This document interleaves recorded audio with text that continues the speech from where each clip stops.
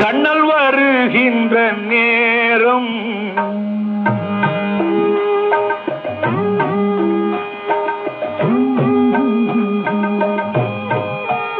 எங்கள் கண்ணல் வருகின்ற நேரம்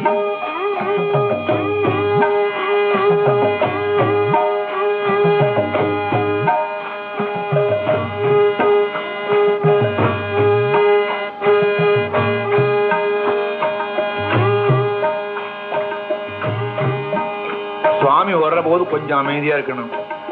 பரப்புறான் இப்போ பொய் சொல்ல மாட்டேன் குருஜி. மூலஸ்தானத்தில் பரப்பிட்டான் சுவாமி. பரப்புறான் இப்போ. கண்ணல் வருகின்ற நேரம்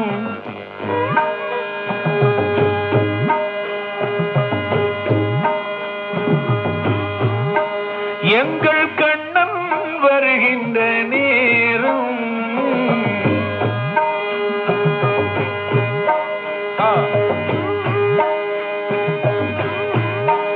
எங்கள் கண்ணல் வருகின்ற நேரம்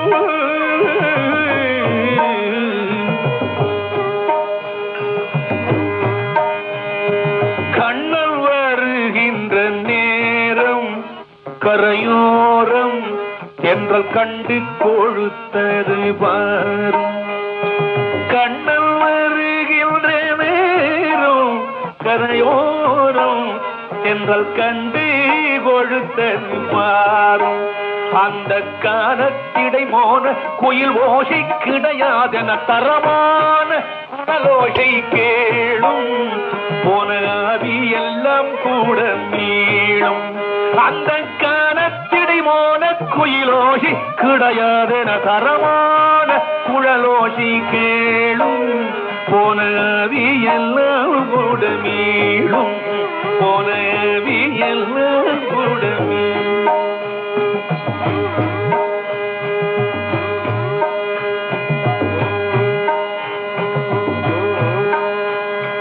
சுவாமி வர்ற போது என்ன ஆறுது தெரியுமா?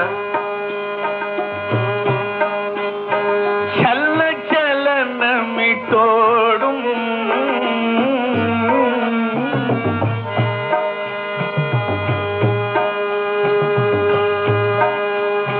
சல்ல சல நம்மிட்டோடும் நதி பாடும் வனம் தங்கி தங்கி சூழன்ற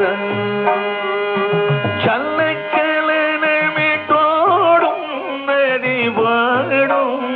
வனம் தங்கி தங்கி சுழன்றாடும். வனம் தங்கி தங்கி சுழன்றாடும். பாரத தேசத்துல இந்த குருவாயூர் பண்ண புண்ணியம், இந்த கேரள தேசம் பண்ண புண்ணியம் சத்தியமா ஒப்பனான வேற எந்த தேசமும் பண்ணல.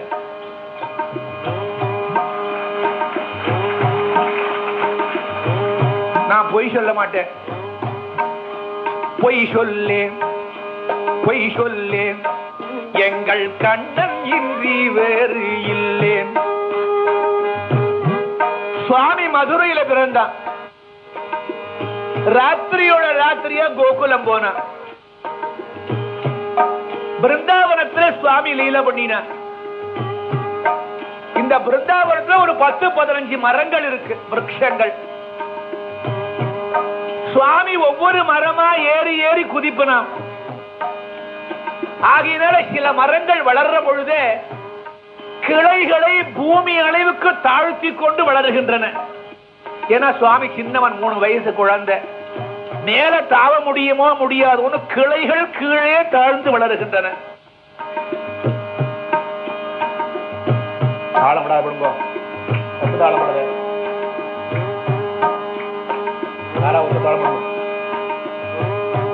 ஒரு 10-15 மரம் தான். சுவாமி பிருந்தாவனத்துல விளையாடினே தவிர கடைசியில் அவன் எங்க வந்து சேர்ந்தான் தெரியுமோ? இந்த குருவாயூருக்கு வந்துட்டான். அப்ப இந்த கேரள தேசம் பார்த்துதான் மதுரையில பிறந்த பகவான் கொஞ்ச காலம் அங்க இருந்துட்டு கடைசியில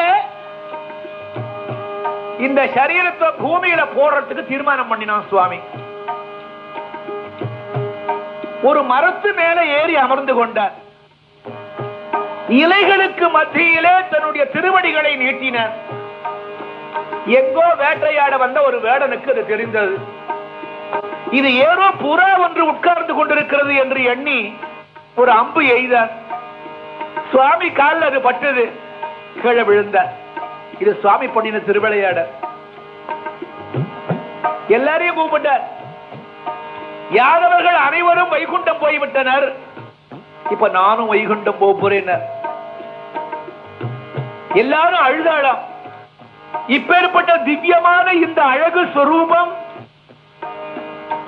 அதரம் மதுரம், நயனம் மதுரம், கமனம் மதுரம், பிரமிதம் மதுரம், சலிதம் மதுரம், வேணு மதுரா, எல்லாமே மதுரமா இருக்கிற பகவானே, எங்களை விட்டு நீ போக கூடாது. சுவாமி கருணை பிறந்தது. ஒரு காரியம் பண்ணுங்க, இந்த சரீரம் தேவகி வயிற்றிலே பிறந்தது. இதை நான் சின்னதா ஆக்கி கொடுத்துடுறேன், கொண்டு போய் பூலோகத்துல பிரதிஷ்டை பண்ணிடுவோம். சுவாமி தேவலோகத்திலிருந்து பிரகஸ்பதியை கூப்பிட்டான். குரு வந்தான். ஆஞ்சநேயருடைய அப்பா வாயு பகவானை கூப்பிட்டார். வாயு வந்தார். இந்த சரீரத்தை கொண்டு போய் உங்களுக்கு எங்க தோன்றதோ அங்க கொண்டு பிரதிஷ்டை பண்ணுங்க. இந்த கேரள தேசம் பண்ண புண்ணியம், அந்த குருவும் வாயுமா சேர்ந்து எந்த தேவகி வயத்தில் பிறந்த சுவாமியினுடைய திருவுருவம் உண்டோ அதை கொண்டு பிரதிஷ்டை பண்ணினா அன்னிலிருந்து தான் எனக்கு குருவாயூர்னு பேரு.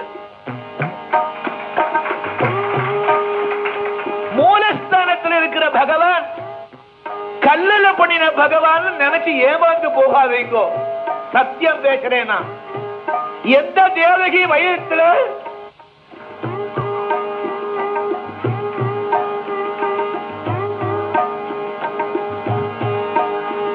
சுவாமி அவதாரம் பண்ணானோ அந்த ரூபதாயா உள்ள இருக்கு.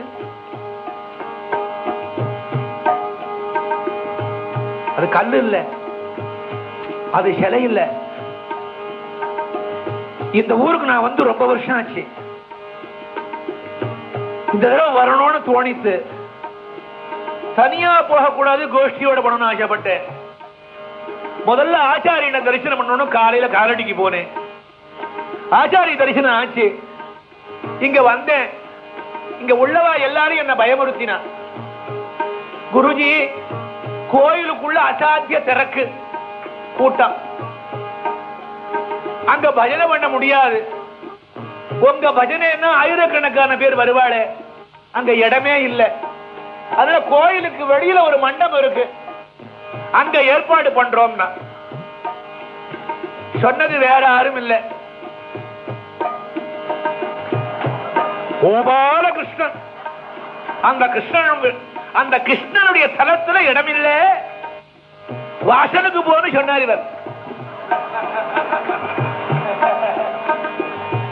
நான் என்ன சொன்னேன் தெரியுமா? இந்த குருவாயூர்ல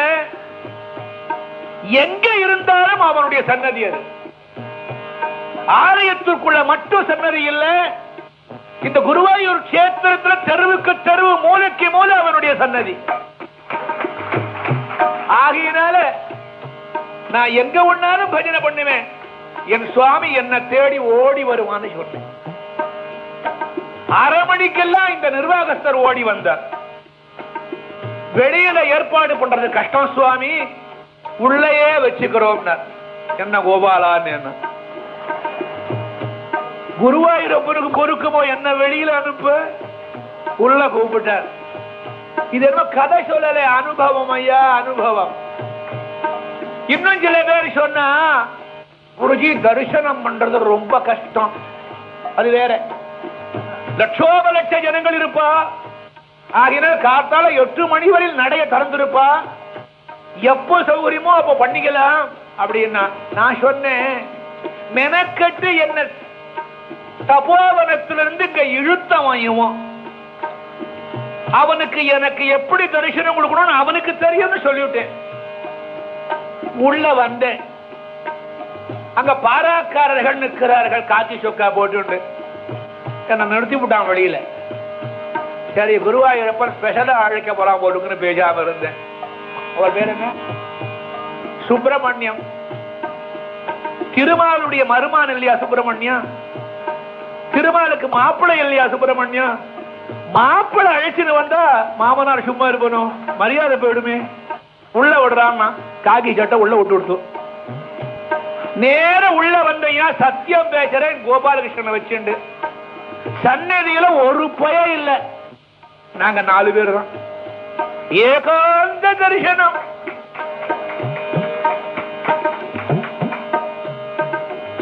அப்பேற்பட்ட பகவான் இப்ப வந்துட்டு இருக்கான். அவன் வரும்போது என்ன ஆறுது? சல்ல சலனமிட்டோடு சல்ல சலனமிட்டோடும். என்ன வேடிக்கை, நம்ம சாக்கியார் ராஜன் இருக்காரு, எனக்கு இன்னொரு புள்ள, அது இந்த ஆஞ்சன் கொடுத்துட்டு போன புள்ள நேத்து. அவர் வந்து என்ன சொன்னார், குருஜி நீங்க குருவாயூருக்கு வான்னு சொன்னேன், முடியுமோ முடியாதோன்னு பார்த்தேன், எப்படியோ வந்துட்டேன். எப்படியாவது தரிசனம் பண்ணணும்னு போனேன், தரிசனம் கிடைச்சது. ஆஹா தரிசனம் கிடைச்சதுன்னு ஒரு மமகாரம் வந்தது. 2 பக்கம் உள்ள கூட்டம் என்ன சாண்ட்விச் மாதிரி நெசுக்கி விடுத்து, பயந்து போனேன். அவர் உடம்பு தாங்கும், இப்பதான் 60 ஆச்சு, அதுக்கு மேல ஆனா நம்ம கதி என்ன நினைச்சேன். சுவாமி பார்த்த, நீ சாண்ட்விச் இல்லடா, இந்த சாண்டிலேயே விச்சுகளை விரட்ட மாட்டா நீ என்று சொல்லி ஏகாந்தமா தரிசனம் கொடுத்த. ஆகையினால இப்ப சுவாமி அங்க இல்ல, இங்கதான் இருக்கான். அதனால சல்ல சலனமிட்டோடு நதி பாடும் வனம் தங்கி தங்கி சுழன்று. ஏன் சொன்ன தெரியுமா? இந்த பிருந்தாவனத்துல ஒரு 10-20 மரம் தான் இருந்தது. சுவாமி இங்க பிரதிஷ்டை பண்ணின உடனே இந்த கேரள தேசத்தினுடைய அம்மா என்ன பண்ணா, சுவாமி இங்க பெர்மனண்டா வந்துட்டான், இனிமே இங்கிருந்து இவன் போக மாட்டான், சுவாமிக்கு மரத்துல ஏறி விளையாடணும்னு ஆசை வந்துடும். ஆகிய இந்த கேரள தேசத்துல அவன் எங்க போனாலும் ஒரே மரமா இருக்கணும்னு தீர்மானம் பண்ணான் சுவாமி. அதனால்தான் கேரளாவில் மரங்கள் ஜாஸ்தி, சுவாமி விளையாடணும்னு தானாக முளைச்சது. அந்த மரங்கள் சாதாரண மரமா இருக்கப்படாதா, தென்னை மரம். தரையில கொண்டு தேங்காய் வச்சுட்டது. ஏன்னா சுவாமி பூஜைக்கு போனா தேங்காய் உடைக்கணுமோ, அதனால சுவாமி என்ன பண்ணுவோம், 6வது உடைக்கலாம் தானே ஏறி தேங்காய் பறிச்சுக்கலாம். என்ன மேல ஏறணும், கொஞ்ச தூரம் ஏறினா பலன் குறைஞ்சு போயிடும், நிறைய தூரம் ஏறணும் உயரமா வளர்ந்து விட்டுவோம் தென்னை மரம். அங்கேயும் எங்கேயும் வாழை மரம், சுவாமி நேவஜத்துக்கு பலா மரம், சக்கை, இப்படி ஏராளமான மரங்கள். அதனால்தான் பாருங்க, இந்த கஷேத்திரத்தினுடைய பெருமையை சொல்ல முடியாது. சுவாமி கலியுகத்துல பிரத்யக்ஷமா இருக்கான்னா இந்த குருவாயூர்ல தான் இருக்கு. சல்ல சலனமிட்டோடும் நதி பாடும் வனம் தங்கி தங்கி சூழன்றாடும். நல்ல துதி பாடிடும் அடியார் அவர் மனமானது இது போல் என.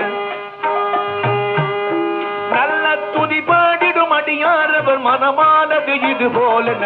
துள்ளி துள்ளி குதித்தோடும் புகழ் சொல்லி சொல்லி பாடும், புகழ் சொல்லி சொல்லி.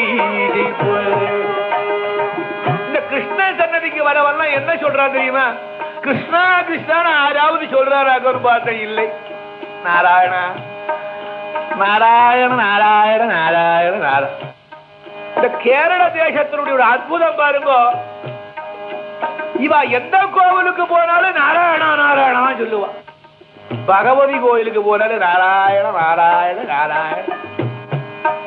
எனக்கு ரொம்ப நாளா ஒரு சம்சயம், எங்க போனாலும் இந்த கேரள ஜனங்கள் நாராயண நாராயண நாராயணன் ஏன் சொன்னான்னா, காலடியில அவதாரம் பண்ணா சத்குரு ஆச்சாரியால் அத்வைதத்தை போதித்தார்.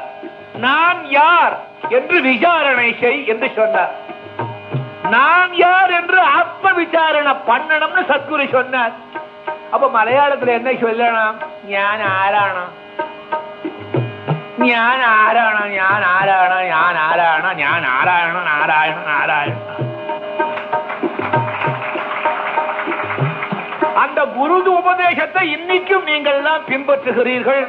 ஒரு நாளைக்கு நீங்க இன்னார்னு நீங்கள் தெரிந்து கொள்வீர்கள். அது ஞான ஆராயணம் ஞான ஆராயணம் நாராயண நாராயண நாராயண நாராயண.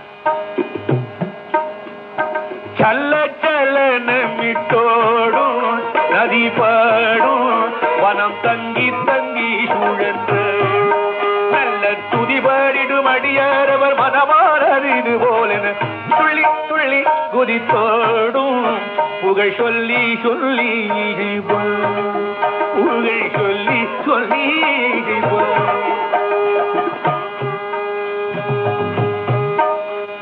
அப்ப சுவாமி இப்படி குருவாயூர்ல உலாவிண்டு வர,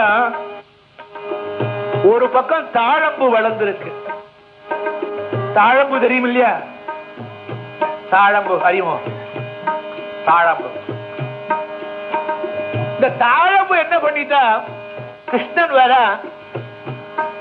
அவன் என்னை தூக்கி தன் ஜடையிலே பின்னிக் கொள்ளுவான், எனக்கு அந்த பாக்கியம் கிடைக்கும் என்று நினைச்சுண்டு தாழை மாடல் நீத்து நோக்கும். சுவாமி வரத பார்த்த உடனே இந்த தாழம்பு மலர்ந்ததான், என்ன தூக்கி தலையில வச்சுக்கோடான்னு சொல்லிட்டான். அப்ப பக்கத்துல ஒரு முல்லை செடி, அதுல ஒரு முல்லைப்பூ இருந்தது. இந்த தாழம்பூ ஒரு தடவை பார்த்தது. தாழை மாடல் நீத்து நோக்கும். என்ன ஆச்சு? வந்த பரமாத்மா தாழம்பூவை தொடாம இந்த முல்லைப்பூவை தூக்கி தலையில வச்சுட்டான். முல்லைப்பூக்கு சந்தோஷம். தாழை மாடல் நீத்து நோக்கும் முல்லை பார்க்கும் என்ன சௌக்கியமா என்று கேட்கும். ஒரு தாழை மாடல் நீத்து நோக்கும் முல்லை பார்க்கும் என்ன சௌக்கியமா என்று கேட்கும். அட மொழி பேசிட. இதுக்கு முன்னால என்ன ஆச்சு? இந்த முல்லை இருக்க அது லேசா சிரிச்சுது. முல்லைப்பூ வெள்ளை வெள்ளைன்னு இருக்குமா? இது சிரிச்ச உடனே இந்த தாழம்பு என்ன பண்ணிட்டு கேலியா, கண்ணன் நகை போலே முல்லை எங்கள் கண்ணல் நகை போலே முல்லை இல்லை இல்லை என்று கண்டதும் வண்டொன்றும் வல்லை. எங்கள் கண்ணல் நகை போலே முல்லை இல்லை இல்லை என்று கண்டதும் வண்டொன்றும் வல்லை. இது கனவோ அல்ல நனவோ, இது கனவோ அல்ல நனவோ, இது கனவோ அல்ல நனவோ என கருதாதிரு மனமே, ஒரு களவும் பொய்யொன்றும் சொல்லே எங்கள் கண்ணன் இன்றி வேறு இல்லே. அப்பொழுது தாழை மாடல் நீத்து நோக்கும் முல்லை பார்க்கும் என்ன சௌக்கியமா என்று கேட்கும். அடமொழி பேசிட இதுவோ பொழுதனவே அதொரு மாதவன் முத்துமுடி நீ சேர்வோம் அங்கே மெத்த மெத்த பேசி நேர்வோம். கிருஷ்ணாமு குந்தாமுராரே சொல்லுங்கோ, கிருஷ்ணாமு குந்தாமுராரே. வாயை திறந்து ஆரெல்லாம் சொல்றாளோ சத்தியமா குருவாயூரப்பன் அவன் ஹிருதயத்துல வச்சுட்டு அவனோடவே வீட்டுக்கு போயிடுவேன். யார் யார் வீட்டுக்கு போறாளோ அவ வீட்டுக்கு சுவாமி போவன். வாயை திறந்து பாடுறவா வீட்டுக்கு மட்டும்தான் போவன். கிருஷ்ணாமு குந்தாமுராரே